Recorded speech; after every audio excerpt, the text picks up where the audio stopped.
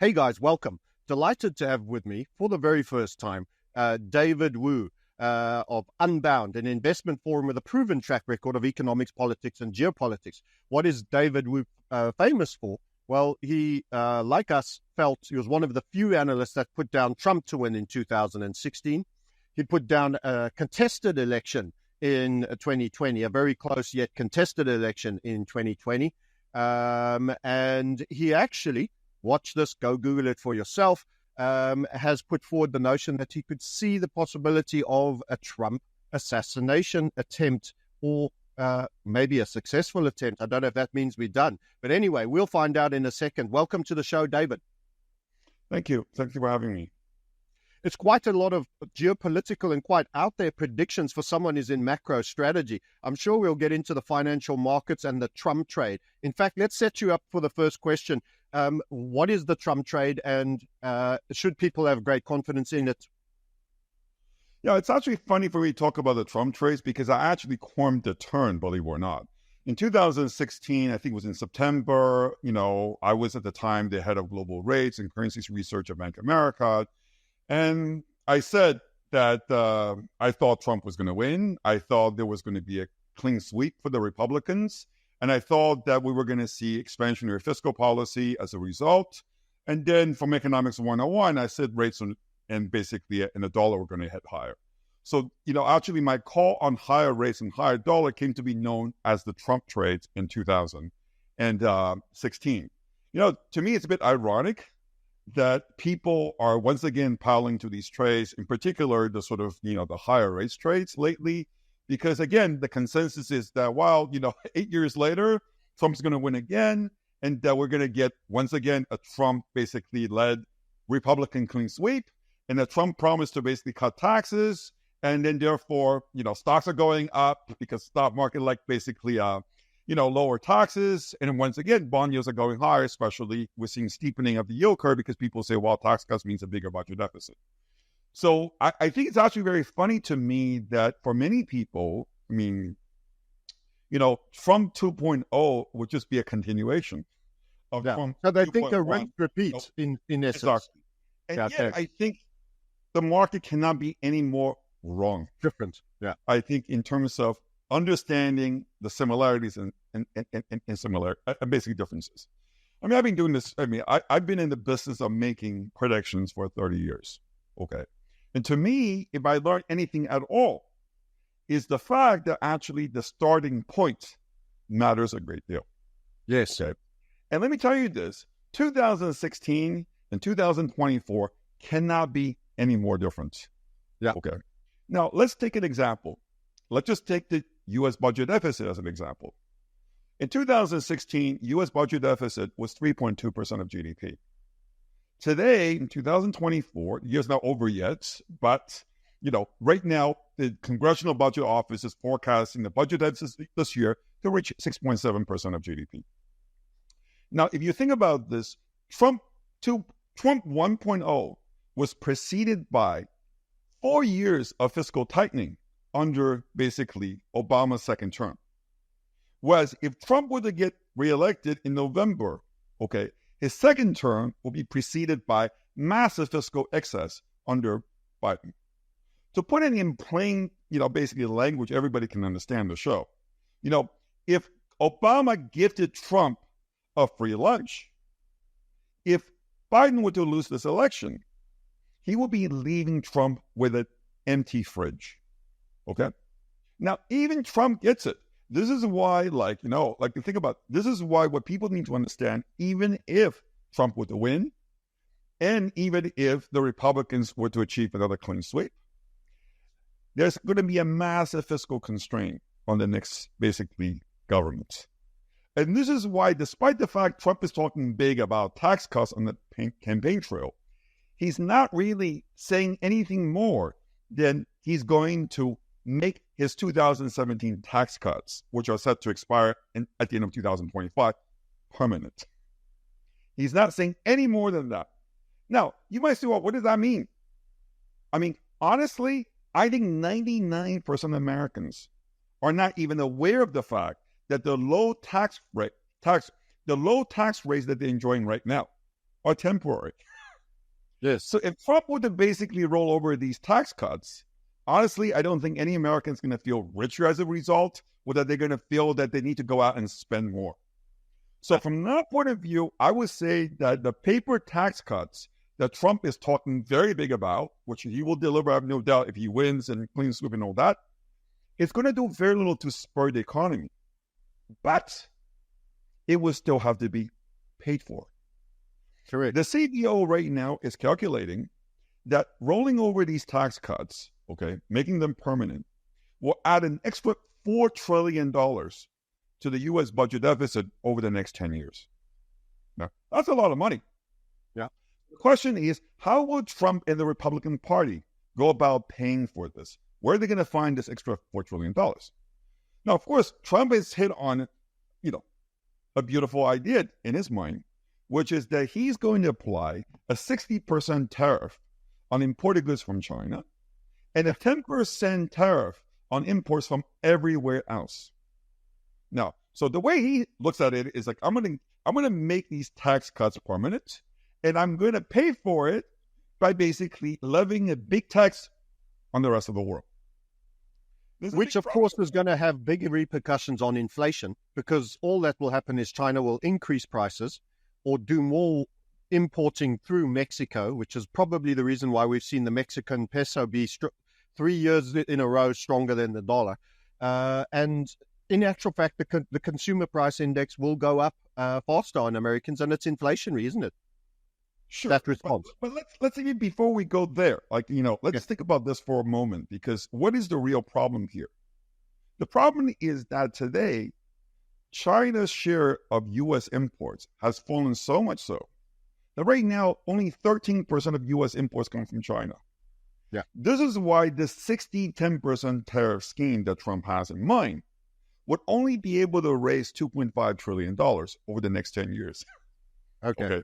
To fund a $4 trillion gap. On top of that, I have absolutely no doubt, a unilateral tariff on all U.S. imports would trigger the mother of trade war that is very likely to precipitate basically a global recession. Yes. Now, people say, Trump is going to be bullish for the stock market. No, listen, let's put it this way. Global recession is deflationary. So we could talk here about, maybe a regime, maybe tariff in equilibrium is inflationary. But the transition path could very well be deflationary. So from that point of view, honestly, I don't know. I cannot tell you with a straight face, do I think that Trump 2.0 is going to be bullish bonds or bearish bonds? What about the stock market? Right? The stock market right now is rallying, thinking, wow, Trump is going to basically, bring back the edible spirit. Think about it this way. What a lot of Americans are not aware of is the following. The European Union, over the last 6 months, have been pounding the table, insisting on, a minimum 15% international corporate tax. Yeah. Because what they're saying is that, Amazon, Microsoft, Facebook, Google, these companies are making a lot of money in Europe. But because they're headquartered in the U.S. and we're in Ireland, we have not been able to basically hit them, throw some money back. Now, so they have actually, 5 European countries have already imposed a digital services tax on big tech American companies like Facebook and so on and so forth. They've imposed on them, but right now they haven't started collecting these taxes. They're just accruing these taxes. They're using this as a leverage in the negotiation with the U.S. And then they have decided they were going to basically give Biden a little bit of a slack. You know what? Let's wait until the election is over before they really going to drive home this point, because now the Europeans are getting ready. They've already got the rest of G20 ready to pounce on the Americans. Now, if Trump were to actually declare a 10% tariff on the rest of the world, in my view, this is just going to absolutely give everybody, the European included, the perfect excuse to tax Amazon, tax Microsoft, tax Apple, tax Google. You know what? In my view, this is very simple. I mean, this is going to be catastrophe for the U.S. stock market, by the way. I don't tell you that. Right? Yeah. Moreover, I would say is this. Well, you say, well, what does that mean for the dollar? My view about the dollar, I have been the number one ranked currency strategist in Wall Street for 20 years. Okay. And I can tell you something about the dollar. Okay. Basically, in my view, the dollar's outlook depends crucially on basically the Magnificent Seven. That are the golden goose that lays basically the golden eggs for America. And just on that point, the Swiss National Bank has almost turned into a Mag 7 hedge fund. And that is obviously international money flowing into a dollar to buy the Mag 7, which are the super dominant oligopoly class. Yeah. Okay, carry on. That is, when people talking about the dollar hegemony and whatever, that's what it's about. The fact is that, if you look at the first quarter, there's a reason why. If you look at, for example, in the last 20 years, from 2000 to 2010, okay, the U.S. stock market underperformed the stock market of the rest of the world. In the last 10 years, U.S. stock markets outperformed MSCI World ex-USA 9 out of the last 10 years. Yeah. It all thanks to tech, of course. Yeah. In the last basically 12 months, the combined EBIT, earnings before tax and interest of the Magnificent Seven, increased by 50%. These are already the biggest company in the world, and their earnings went up 50%. Whereas the other 493 S&P 500 companies, their earnings went down 6%. Yeah. Yeah. And the stock market is the oligarchy, isn't it? It literally is the oligarchy. No, not oligarchy. They're monopolies. Yeah. They are big tech and monopolies. A U.S. uses foreign policy to protect them so they can go out there and milk the rest of the world. And then because they are creating, basically hugely profitable businesses, investors around the world, the only way they're actually going to basically generate decent returns is buy dollars and buy these companies. Yeah. That's the bottom line. This is why if you look at actually the return on capital of the U.S. S&P 500, it's not only the highest in the world, it's gone up a lot just in the last 6 months. By the way, we sit here and talk about, why can the U.S. basically live with high interest rates? Like, why isn't the Fed cutting rates already? With high interest rate, why hasn't the U.S. already gone into a recession a long time ago? Yeah, the Swiss and the Eurozone has. Yeah. Sorry, carry on. The return on capital in the U.S. has gone up so much that companies can actually continue to invest even with the high cost of capital. Yeah. So that's the reason why the Magnificent Seven, generated AI, are the reasons why the U.S. has defied high interest rates and the dollar has done very, very well. Now, my point here is that very simply, and now it doesn't really matter if you're American, depends if you're American, you're not Americans, you might hate the Magnificent Seven, or you love the Magnificent Seven, but there is no question that if Trump were to go down the path of imposing tariffs on the rest of the world, he might as well start cooking the Magnificent Seven tomorrow. And this is why I'm not even sure that he's going to be able to do it.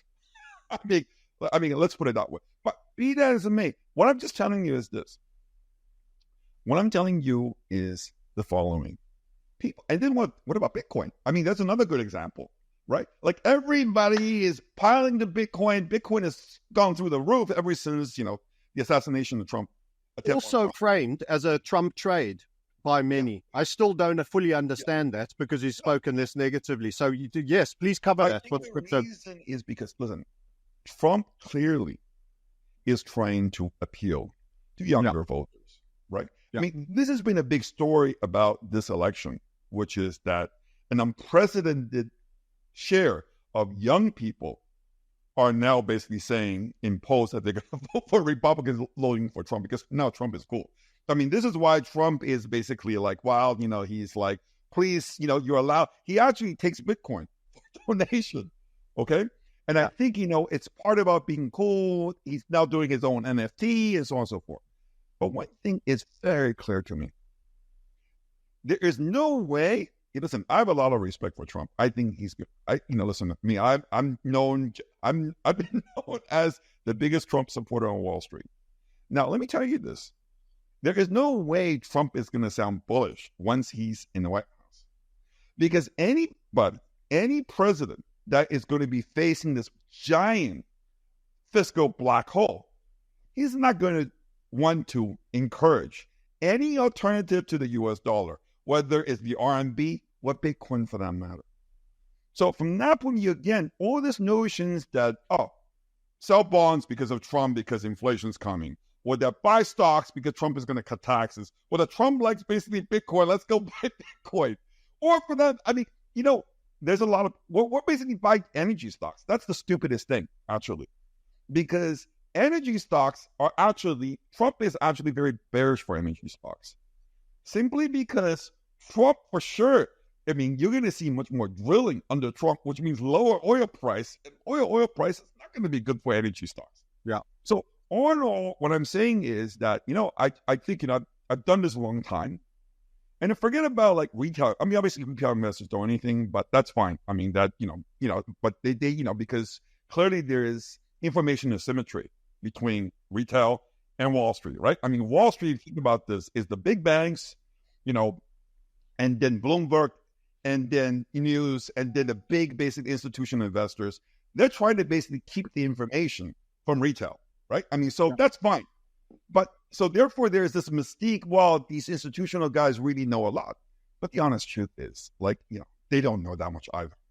That's the bottom line, which is why, we're trying to do this. This is what I'm trying to do, basically trying to share my knowledge, acquire over 20 years, basically with you two. I'm probably the only person who actually brings the credibility that I do. I've got a PhD in economics from Columbia University. I started my career at International Monetary Fund. I was the number one ranked, basically, strategist for a long time in macro. I led the number one ranked, basically, macro strategy team on Wall Street for 10 years, Bank of America. So my point here is that, these sort of like trades that everybody's trying to pile in that are obvious, you got to basically stop and think, does that make sense? Because behind every prediction are assumptions. What assumptions people are making? And in my view, at the moment, people are making very unrealistic expectations, very unrealistic assumptions about what Trump is going to do or not do if he's elected. Yeah, I love that. And interestingly enough, the starting point, your excellent monologue, the starting point is totally different, is so valid. You're talking about more than double the deficit. We've got that 1 trillion every 100 days that Yellen's been adding that he's going to have to eat and manage. So it's a very different environment. Doesn't that also point to, if he's needing to keep the dollar relatively firm, the scope for rate cuts is far less than people expect, unless, of course, he does what you were referring, causes a recession as a result of bringing in tariffs that get countermeasures, and we have a global trade war, and we end up getting chaos, a great sort of disinflationary effect, which may lead to a little bit more room through a demand-destroying event, essentially, an engineered demand-destroying event. But surely he doesn't have the wiggle, or the Treasury stroke Fed don't have the room to overspend, the Treasury, and the Fed don't really have the room to cut as much as people think, because he's also seen to be dovish on rates and dovish on, tax, all the pro-business stuff, which is lower tax, keep rates pretty low, stimulate economic activity. Surely he's much less, more constrained there as well. Talk around that. Yeah, absolutely. Let's look at the numbers. I want to tell you a little bit about, the Biden administration's black magic. Okay, financial black magic. Now, as you know, as you said, the budget deficit right now is running at about $2 trillion, which means that over the last 12 months, U.S. Treasury, Janet Yellen, has issued $2 trillion of Treasury securities. Yeah. Of these $2 trillion of Treasury securities, believe it or not, only $500 billion of those were actually bonds and notes. In other words, with a maturity of more than 1 year or more. Right. By the way, just so that you know, which means that the other 75% is short, all Treasury bills, very short dated stuff. By the way, 75% of Treasury issuance being Treasury bills, the only other country in the world that is similar level is Turkey. Okay, no other country is that close, by the way. No other country is that close. Now, of course, we all know that this is nothing but financial engineering.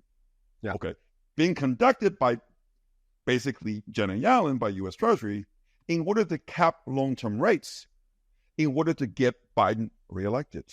Yes. I mean, everything they're doing the last 18 months is engineered to basically get Biden reelected. The other thing that they were doing is that they stopped enforcing, the existing sanctions on Iranian oil export. So the Iranian oil export went from 200,000 barrels per day to now 1.5 million barrels per day. Yeah. They did that. The U.S. did that deliberately to cap oil prices. And keep inflation down, yeah. So they're capping oil prices. They're capping basically like long-term interest rates, and I've never seen, and I've done this for a long time, never seen anything like this. I mean, it's just absolutely crazy. But what it means is this, right? So think about it another way. So $2 trillion, $1.5 trillion of treasury bills. Guess what? In the last 12 months, foreign investors bought $500 billion of bonds and notes, which means what U.S. Treasury, what Janet Yellen issued to Americans were only bills, with a duration less than 6 months. Now, if you think about what this basically means, I mean, this is a very dangerous thing. This is why I think Trump, as I said before, Trump is going to be inheriting a huge mess. Control. I was just about to say, this sounds like a poison pill, Cliff, because it makes Biden look good now, but it's storing up immediate roll debt that needs rolling again. Because those $1.5 trillion of bills will mature next year at some point, and there'll have to be a rollover. And then at the same time, they'll still have to basically finance $2 trillion deficit. So you're talking about gross issuance of $3.5 trillion, maybe even $4 trillion. Who the hell have that kind of money? And I think, honestly, nobody in their sane mind will even want to be Treasury Secretary next year. No, but who's going to buy it? The point is, who buys it? Yeah, who buys it? Surely the Fed ends up being the toxic bank. So we've gone from having toxic commercial banks to eventually having a forced situation where the Fed has to be the buyer of the last resort for the Treasury spending like a drunken sailor. How does it end? You see, this is why it's interesting, right? Because, again, this year, let's just say, even though they're not issuing bonds and that kind of thing, we said, because of the Magnificent Seven, right? The U.S. stock market has been able to live with high interest rates. And high interest rates basically make the dollar more attractive. So the dollar has been strong in 2024 and 2023, despite, the deficit situation. Now, imagine a situation, because I'm very much of the view that we're looking at basically an AI bubble. Yeah. AI may turn out to be a wonder, maybe 3-5 years down the road. I think there is no way in hell, because right now the consensus on Wall Street is this. If you look at earnings per share estimates for this year, is for a 10% growth. For next year, it's 13% growth. What the market is baking into these numbers is the expectation that the earnings growth that we're currently seeing basically from the Magnificent Seven will start to basically spill over into the other 493 companies. That somehow generative AI is going to basically start lifting all boats. I mean, this is a longer story, and we can go into this. How does that get reconciled? I've got to jump in there, David. How does that get reconciled with a wrecked consumer? Because whether you have AI or not, at some point, surely you've got to look at your retail consumer market that is really suffering right now. All the stats are pointing to that. Sort of quarter one was everything is awesome. We're doing okay. Europe is weak. Quarter two is like, oops, the data don't look so great. And that's why we had the recent dip in the dollar. It was unemployment coming in higher, and it was CPI lower on expectations. When does the man in the street actually become part of this? Or are there two economies? It's like the twisted balloon that the clown does for the kids. We've got one super economy that's the AI Magnificent Seven, and we've got a deflating other half, sausage, that's been pinpricked. How do you square that circle? So let's square the circle this way, right? We know, right now, 25% of the total profits generated by S&P 500 is coming from these 7 companies, right? And I told you the other 493 companies suffering, right? And yet, at the same time, these 7 companies barely hire altogether 1 million people. Yeah. Okay. Well, I mean, they employ a fraction of the American labor force. Okay. Yeah. So from that point of view, the fact that they're doing well doesn't mean that they're hiring more people, or at least not in a way that actually moves the needle. So from that point of view, literally the only way for the circle, to come together is somehow this, basically that the generative AI is going to somehow be widely adopted. The U.S. companies in general are going to partake in this, basically, this technological revolution that will raise their productivity, and they're going to grow faster, and then they're going to hire more people as a result. Well, that's what I'm telling you. That is the implicit assumption. Yeah. That the economies, that the S&P EPS is going to grow 13% next year, and that somehow the U.S. economy is going to avoid a recession. That has to happen, but in my view, that's very unlikely to happen. And let me tell you why that is almost definitely not going to happen. Right? Think about it this way. Right? What is really going on so far with this generative AI? Just a little bit like, Trump's promised tax cut, right? I mean, it's just a paper tax cut. It's like, you know what? I gave you a Christmas present 8 years ago. I'm going to take it back and give it to you again for this year's Christmas, right? That's what it is, right? That's Trump's tax cut, right? Right. Now, the Magnificent Seven is even more insane, right? Because what really is going on, right? So NVIDIA is selling chips, right, to the other Magnificent Seven. Because, in fact, more than half of the chips that NVIDIA is selling to these other the other 6. Yeah. The other 6, right? Now, why? Because 4 out of these 6 basically are among the 5 biggest cloud service providers. Cloud and server, yes, yeah. So so that is basically Amazon, that's Microsoft, that's basically Google and Meta. So these 4 companies are buying these chips from NVIDIA, paying a lot of money for these chips in order to offer AI-enabled cloud services to their clients, okay? And they picked up, their revenue has gone up a bit. Not that much, but it's gone up a bit. However, so you say, well, then based on what? So why are they reporting like record profit, earnings growth, going crazy? Well, guess what? The money that they're spending on these very expensive chips, the hundreds of billions of dollars, don't hit their income statement right away. They only hit their income statement through graduated depreciation. Yeah. So as a result, it looks like they've seen a massive improvement in their profit margin. But this paper profit is still contingent on their basically, essentially making that future investment worthwhile. Yeah. So what I'm telling you, this is the most important point, which is that you're talking about massive earnings growth, and yet the honest truth is it's literally paper profit. It's only profit because the actual cost is not being basically reflected. So it's a big lump of sunken capital for which you're only acknowledging it can be written off maybe 5 years, and you're only acknowledging a 10% a year.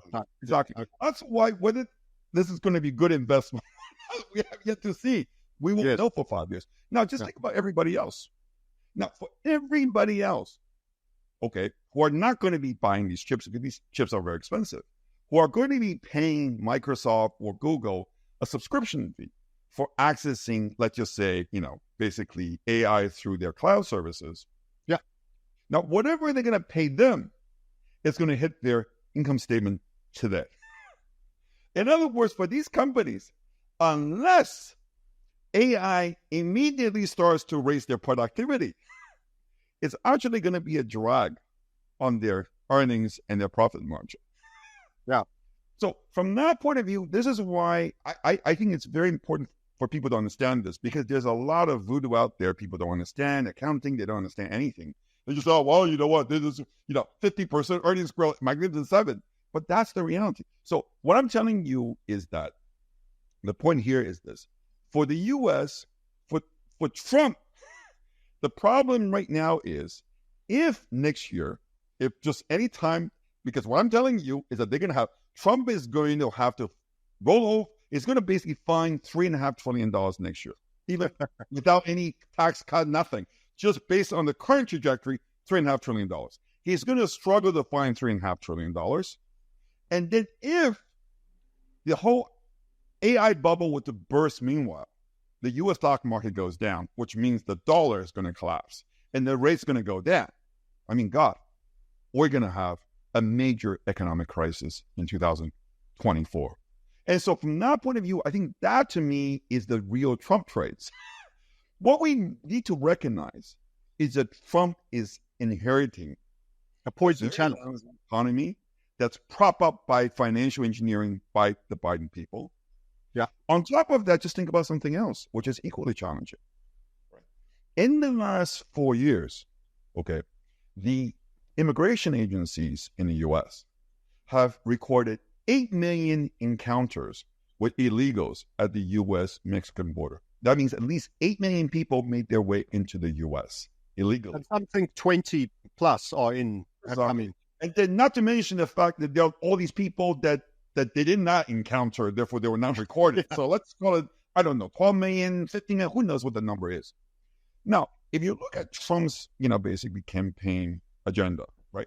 Number one is not tax cut. Number one is not ending the Ukraine war. Number one is border security. Number two is to carry out the biggest deportation of illegals in American history. Now, I'm sure Trump is feeling good about this because, and then, as you know, Trump is a man of his word. And the reason why this is so high on his agenda is because it happens to be the case if you look at polls. 55% of Americans say that they support mass deportation, including 45% of Democrats. So if Trump were to win this election, you know what? It's going to have a lot to do with his promise to deport. So he'll have to do it. Now, listen, let me tell you this. He should basically go check it out in southern Italy or southern Spain or in Greece for that matter, try to deport people. Not easy. Forget about 10 million people. Even deporting 1 million people will be a very messy business. Now, and very bad PR. Who's probably going to be the next whatever Secretary of Homeland Security is talking about sending in the military to round up the illegals, put them in camps, and then deport them. You think it's going to be that easy? For one thing, you're going to have to find a country that's willing to take them. Okay? Well, how much are you willing to basically pay for some country to basically take them off your hand? Just imagine the military goes into sanctuary cities and then to round up people and having to face off with violent Antifa people. Terrible media as well. It's going to be terrible media coverage. It's going to be, mums and babies and... My heart goes out to Donald Trump because I love that guy. I think he is great. He's got all the great ideas. But he's going to be, as I said before, he was gifted by Obama with a free lunch. And then not only he's staring into an empty fridge, it's a fridge that's full of fucking worms and basically bullshit. And this is, and then people are going to blame Trump. But in the end, I just want to say this to your viewers, especially those who support Trump, that it's not going to be his fault. And by the way, I don't even know if he's going to be president, but that's a different story. We can talk about that. Well, I wanted, on that point, while you just captain, he's going to be on president. So you predicted, I'm assuming, an assassination attempt, not a successful assassination. Is your prediction that that was it and he then goes into a landslide, or will there be further attempts that may or may not be successful? Where do you stand on that? It's a little bit off the macro. People can Google me. Like 6 months ago, in various interviews, I said that I thought Trump was going to get assassinated in 2024. So you actually think he'll be terminated, like as in dead? No. I think I don't know. Like I just said that there would be assassination attempt. I said that I wasn't sure if he's going to survive it, but that's it. But what I'm telling you today is this: now that so I've been getting congratulatory emails from everybody this past weekend. After, basically, and then so people say, what do you think now? Well, let me put it this way to you. I think, I think what has been sort of like, again, I'm not thinking about this. Like, it's not because this is not about like whether I'm mega or anti-mega. That's nothing to do. We're just talking about making predictions. That's what I do for a living. I make a lot of money making predictions. And then my clients only care if I'm right or not. Okay. Now, in my view, the question we have to ask ourselves is, okay, so there was an assassination attempt. Will there be another one? Okay. Now, I think in order to answer that question, I think first of all, we have to ask ourselves, well, was the first attempt the work of a crazy lone wolf? Or there was something more to it? Now, if you look at the evidence carefully, again, I don't know the answer to that question. All I know is that, okay, that the evidence is indecisive in terms of whether it was a lone wolf or maybe there were more people involved. Because if you look at just the evidence that we've got right now, obviously we all know Trump was hit in the ear, which means whoever was trying to kill him was literally like aiming for his head. In other words, it was definitely shoot to kill. Now, and we also know that something, which is they literally hit his ear. That means he only missed. Do we know that? Millimeter, right? Exactly. Do we really know?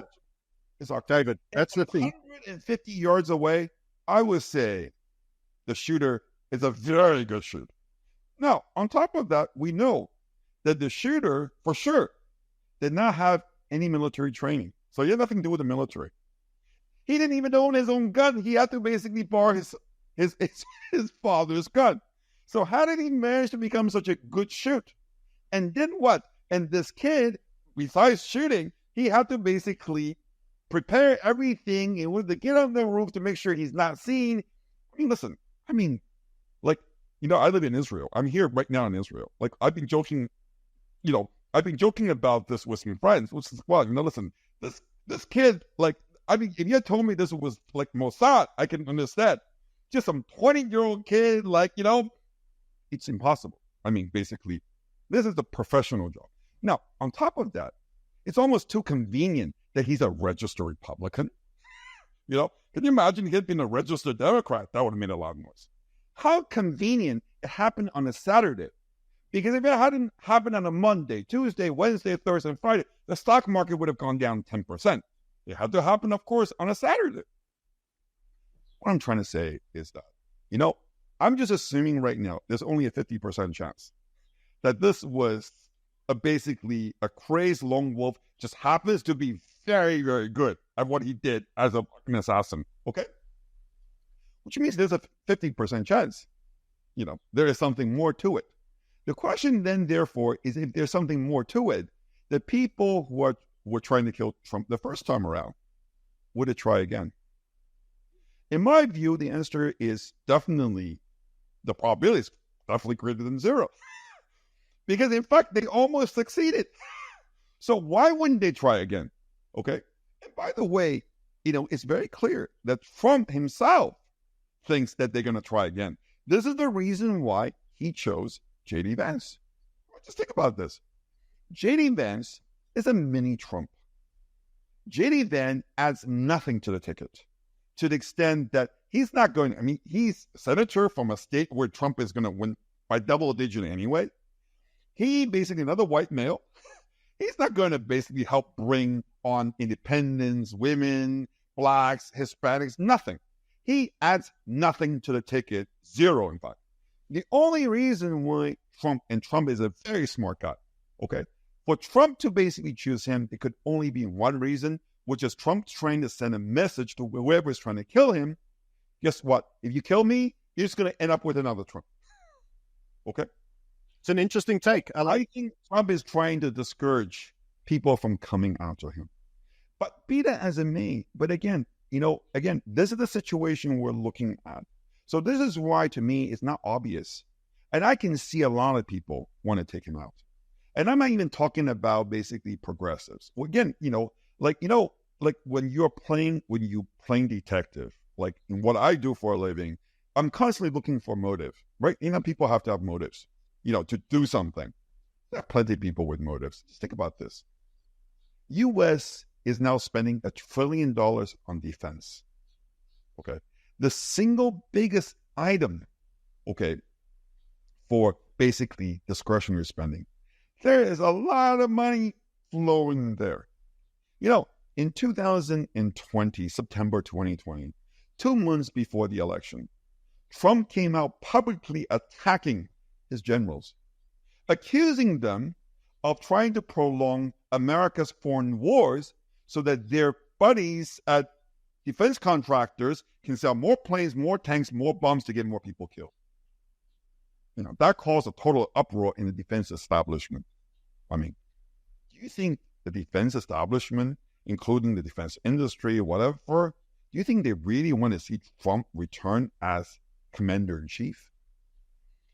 Given how much these guys have put into Ukraine to start World War III, do you really think they want to see Trump come in and end the war in Ukraine in one day? I mean, come on. Okay? You have to be very naive to think that. Okay? So from that point of view, what I'm saying, I follow the Ukraine war very closely. You should hear the reaction in Ukraine about basically the assassination attempt. The Ukrainians are furious. Cool. Like, how can that guy miss? We wouldn't have missed. And now all of a sudden the Biden administration is floating out. They have intelligence suggesting the Iranians are plotting, basically to get Trump. Like, why didn't you say that before the assassination attempt? What I'm saying is, this is why, to me, this election is not a done deal. It will break my heart. It will be the end if anything happens to Trump. But at this point, to pile into Trump trays, to me, is premature. And also, I also do think, Trump does have a problem, which is I think Biden will quit the race eventually. I think just a question of days. And I still think that the most likely outcome is that there will be a mini primary. Okay. Because there's no way that the Democratic cabal can just impose a candidate, okay, on basically 4,000 delegates who've been nominated, voted to basically to vote for the nominee, at the convention. I think they'll have to do basically a little mini primary. My view remains that the only person who can potentially beat Trump is Gretchen Whitmer, okay, the two-time, governor from Michigan. And if she somehow becomes the party nominee, I think she will definitely give Trump basically a run for his money. Simply because she's a woman, she's from Michigan, she's popular in her state. She also is pro-business, by the way, and she's also very popular with progressives. There could be an issue there, okay, for Trump. Well, that's the brand. I'm just giving you 20 different reasons why, there are so many uncertainties. For someone, in 2016, at this point, I was pounding tables, say, put on Trump trade, Trump's going to win, clean sweep, and this thing. That was easy. That was so easy. If I look out now, there's so many question marks, so many uncertainties, so many things can go wrong. And this is why I think, people need to think twice, and I don't want people to lose money. I want to come in and pose a different scenario. Trump is very pro-Israel. You're in Israel right now, which is you'll have a take on the ground and the feel there. He essentially, Jerusalem, that used to be an international city that had the three faiths in there, is now essentially been handed over. The Golan Heights, he was hailed. They did a coin after him and referred to him as Cyrus, referring biblically to, handing back the land type story. He's super pro, deemed there's an APAC stroke ADL element to him. And Vance, his vice president, is very similar. There's images of them both at the Wailing Wall paying their homage. Wouldn't you see, if for the people that think that there's a disproportionate influence to the Jewish community, wouldn't you see that actually is quite desired, and maybe this whole event was manufactured theater to really engage the base to ensure he gets in on a landslide? What do you think of that? That's the biggest bullshit. Listen, I'm not even Jewish. Okay, I'm not Jewish. I live in Israel. I've been coming to Israel for 35 years. My wife is, Israeli, but I'm Buddhist. Okay. This whole idea, I know a lot of anti-Americans who say, oh, wow, the Jews, that kind of thing, they pulled the strings. Let's be honest here. Okay. Trump in 2016, he probably got less than 15% of Jewish votes. Okay. In 2020, he had less than 30% of Jewish votes. The Jews predominantly vote Democrats. Biden, and I can tell you, like, I just met a rabbi from Florida just last week, and he's pro-Trump, and he's basically and he was telling me, David, you cannot believe this. Like, he says that literally, like, his synagogue is now looking to fire him because they think a good Jew has no business being a Trump supporter. Okay. This is what you need. This is what people don't realize, which is that the Jewish community, okay, have been the biggest donor to the Democrats, and Obama is the enemy of Israel, and Biden is even a bigger enemy to Israel. So from that point of view, like, American Jews have nothing to do with Israel. They're pro two-state solution, which is not a workable solution, and they have been enemies of Israel. They have been undermining Israel. Okay. If you look at Blinken, who's an enemy of Israel, he's Jewish. Okay. Victoria Nuland, Jewish. All these basically Israel Jews in America, they happen to be all sitting in the Biden administration with the Obama administration. Okay. Actually, I just want to tell you this. Actually, Trump's history is actually very interesting. I mean, Trump is actually, I've always said, this is why I love Trump. Trump is not a racist. That's exactly the opposite of racist. When Trump, as everybody knows about Mar-a-Lago, but not many people know about what Trump did to turn Mar-a-Lago into a private club. At the time when he decided to turn Mar-a-Lago into a golf club, okay, in Palm Beach, there were lots of clubs, but only one would accept Jews. All the other clubs, there were no Jews because they were not accepted. Trump says, my club, everybody will be allowed to come in with Jews, black, whatever, Chinese, whatever. He spent an extra 3 years to basically lobby and get elections, get basically some Jews onto the city council in order that he got permission to open Mar-a-Lago to take in Jewish members. That's why Trump is an amazing guy. And yet, most Jews in America hate Trump. Okay? Now, let me tell you this. What Trump did, it's not just for Jews for the Middle East. This is the most important thing. This is what people don't realize about Trump. Okay? This is why on YouTube, too many people don't get it. They're idiots. Okay? I'll give you an example. So, usually, when an American president takes office, usually his first foreign visit will be something like the UK or Canada, for that matter, right? Close U.S. ally, that's where they go. Do you know which was the very first country that Trump visited on his very first foreign trip? I would guess Israel. No. The first country he went to was Saudi Arabia. Saudi. Okay. And Trump went to Saudi Arabia. Okay. It was very interesting because, because, of course, because what happened was that, Trump, as you probably know, that the Saudi family, Saudi Arabia was on very bad terms with Obama. Obama loved Iran, right? This is why the Sunnis, they hated basically Obama. Can I jump in to sew this in? Will Trump initiate a further war and an escalation against Iran? Because he's seen as the non-war guy. There was supposedly no wars on his watch. But there's a view how... All you know is this, Francis. All you need to know is this. Iran is not afraid of anybody, except for a man called Donald J. Trump. Because Trump basically was the guy who ordered the assassination of Soleimani. Trump imposed the most aggressive sanctions on Iranian oil export. Now, this is also the reason why I have absolutely no doubt. Okay, the Iranians are watching the U.S. elections closely.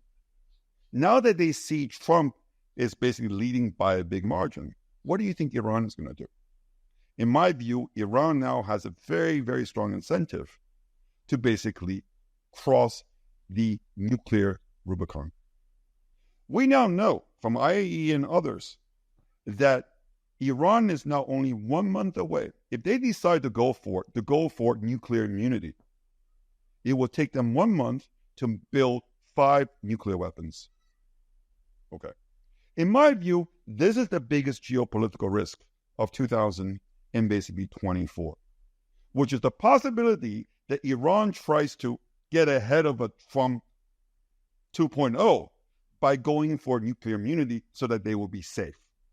And that Israel decides that we cannot allow this to happen because this will be existential, and then they go and basically bomb Iran. That scenario, by the way, has a much higher probability than people think. Listen, I'm conducting daily surveys in many countries, okay? Russia, Ukraine, everywhere, including Iran. I can tell you at the moment, okay, 50% of my Iranian respondents think that Iran should have a bomb. Okay? This is up from just basically 10% 2.5 years ago.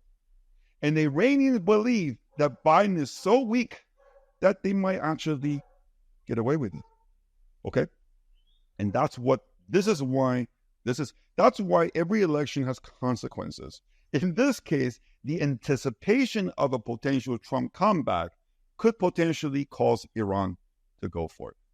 And that's what this is about. That's why Israel is now trying to end the Gaza war. That's why Israel does not want to get dragged into a war with Lebanon. Because Israel knows that Iran wants Israel to get bogged down in Lebanon so that Iran makes a run for nuclear immunity. Again, in 1 month, Iran can now make 5 nuclear weapons. There is no way, and I certainly hope, that Israel is not going to allow this. Yeah, I think that's a tinderbox, and it seems like you say that could turn into a theme of great contention going forward. Let's get back into the macro economics. So, playing our scenarios, Trump's coming in, and this will be our final question before I give you opportunity to direct our viewers to your content. What if we're getting the reality of the Trump trade markets actually seems disinflationary mainly because of what he's inherited. You said, you can't put it all on him. He had Obama that was doing some tightening and tidying up. He got a cleaner, he got some food in the fridge. Now he's getting rotting food in a broken fridge. What would be your definition of the Trump trade? So for someone watching this says, I love the geopolitics, but it's all great gossip. None of us really know. But what do I do investing and trading wise for the next 4 years? What is the Trump trade, assuming he wins? Give us your 3 or 4 bullet plan. It's easy. Listen, I run, as I said, I run an institutional advisory business. I advise some of the biggest investors in the world. I can tell you, and I put on my own recommendations. So these are my portfolios. I think most people, it's a very expensive service, so most of your retail guys won't, can afford it. But I can share with you the following. I'm currently long gold. I'm long the September VIX futures, and I'm short Euro Yen. Okay. So basically, and I'm also long. Short. I misheard. Do you mean short Euro Yen or long Euro Yen? I'm short Euro Yen. So I'm short Euro and long Yen. That's what I mean. Okay. So you're expecting a yen rebound at the expense of the euro? Yes, exactly. And then I'm also long 2-year notes, and I'm short U.S. Junk bonds, high yield. So basically, I'm playing for a widening of credit spreads. So if you look at these 4 trades together, what do they basically tell you? Obviously they don't have 100% correlation, but they're pretty highly correlated to the extent they all position for basically increased volatility, trouble. Yeah, trouble, volatility, risk premium, and so on and so forth. I want to drill down on the debt, the widening of the credit spreads. I was short junk, the ETF, and also I'm trying to remember the 3-letter acronym. We had a great technical HYG, high yield, HYG and junk. That's right. Going into what was the 2020 events, March 2020 events. I'll try not to say them, but you know what I'm referring to. We had great technical setup. It began to spill, and then we went into the high drama phase, which was also correlated to the medical interventions. And then the Fed just came out and basically stood behind it, said words to the effect of, and we know we've got a debt issue. We know there's a massive shelf just above investment grade that if it got downgraded, all sorts of pensions would have to divest. There's a real debt problem and debt gradients valuation. What stops them from doing the same on your yield expansion? Because we have manipulations now. For instance, I don't I think long-term, I trade short-term. So literally I'm in and out. I'm going to tell you something completely different by next week. Most of my clients are looking, some of my clients are really just big hedge funds who are moving a lot of money in high frequency. That's not it. I mean, listen, the point here is this. This is why what you should have done back then, which is what I'm doing right now. I'm actually long 2-year notes against against HYG, right? Because HYG, you're just basically long high yield, right? You're short high yield. Yeah, I'm long 2-year notes against it. So basically what I'm doing is that if they were to start cutting rates aggressively, for example, and then high yield doesn't rally as much, credit spread's going to widen, I'm going to make money. So it's a relative value trade. So from that point of view, if there's going to be aggressive monetary easing, if all of a sudden the stock market falls 20%, okay, and the Fed starts to cut rates aggressively, I'm still going to make money in this trade because credit spreads are not going to go down. It's probably going to go up. In other words, basically yields on high yield will not go down as much as 2-year yields will. And that's the way you play. That's why, but you are exactly right. I think this is why, like a lot of people sitting at home, you have to be very careful what you're doing because, this is why not everybody, is, I mean, I've done this for 20 years. And so from that point of view, like I'm not advising people to do this at home, but I do think that, but in general, I think, gold, I think will do very well. I think the way you got to think about this is this. JD Vance. The difference between JD Vance and Trump is that Trump does not hate China. Trump actually, his granddaughter speaks fluent Chinese, by the way. I mean, Trump doesn't hate anybody. Trump is not a racist. Okay. But Trump, basically wanted China to play fair. I mean, and that's what the Phase 1 agreement was about. In fact, if Trump were to come in, we're probably going to see a resumption of more transactional approach in terms of dealing with China. They're probably going to go back to the Phase 1 agreement as the starting point for further negotiation. But JD Vance hates China. So from that point of view, if I'm the Chinese sitting in Beijing right now, I'm definitely going to be selling my dollars even more quickly to get into gold. So I would say JD Vance as a choice is very bullish gold. Okay. Yeah. Okay. I think the beauty of the yen is that the yen is very, very undervalued. So from that point of view, and at the same time, political risk is going up in the U.S., political risk obviously is going up in Europe. Japan, ironically, might just turn out to be a haven for political risk. And then I actually think if there's going to be any global crisis, interest rates coming down, the yen will do very, very well. So it's a very crowded trade. So I think being long yen and being long gold sort of makes sense. And also VIX is very low. Again, I'm not telling you to go buy VIX today. I'm buying the September basically VIX futures, which expires just before the election. So I'm playing for uncertainty and political risk just in the final 4 weeks in the run-up to the election. And the VIX and the credit spread trade highlight that. And the gold trade, one can argue, highlight that. And you're also seeing a reversal in the yen because it's become too crowded on your take. That's interesting, David. That's been a fascinating discussion. I look forward to doing it again. Really interesting views. How do people, we are retail guys. There are a few hedge funds that watch our YouTube channel, but I would say broadly we retail. But for people that wanted to have engage with you further, jump on your newsletter, where do they find you and what do they need to do? Yeah. I retired from Wall Street 3 years ago with one basically mission. My mission is to share, because my wife for 20 years, she used to introduce me as someone who makes a living making rich people even richer. So I decided after I retire, I'm going to share my experience. Okay. Acquire over 20 years with everybody. Okay. On YouTube. That's why, I didn't even have a YouTube account 3 years ago. Now I've got a YouTube channel and I have only one purpose in mind. Okay. The biggest problem in the world today is that there are too many opinions. There are more opinions than there are facts. My channel is only about facts. It's about fact-based analysis. You can call it debate. And people are welcome to come and basically disagree with me, but disagree with me with facts and not with your opinions, because opinions are not even worth the paper they're written on most of the time. So from that point of view, again, on YouTube, people have a tendency to subscribe to channels that agree with them. Republicans listen to Republican channel, Democrats listen to Democrat channels, anti-Americans listen to your channel probably. But what I'm trying to basically say is that People need to grow up. And in my channels, you're not going to agree with everything I say, but it's fact-based. And that's why I invite you to come and check it out. David Wu Unbound. Yeah, excellent. It's so Great. David Wu Unbound. We'll put that in the show notes. Just for clarity, we're not anti-American. We love Americans and we're talking from America. But we do question a bunch. David, it's been really good. I appreciate it. Thank you for your time today. We'll put those details below so that people can click through. And I look forward to a future discussion at some point, closer maybe to the eventual outcome. It might be an interesting election evening chat. Absolutely. Okay. Thank you for your time. Thanks for having me on. Pleasure. Bye-bye. Bye-bye. Bye-bye. Bye-bye.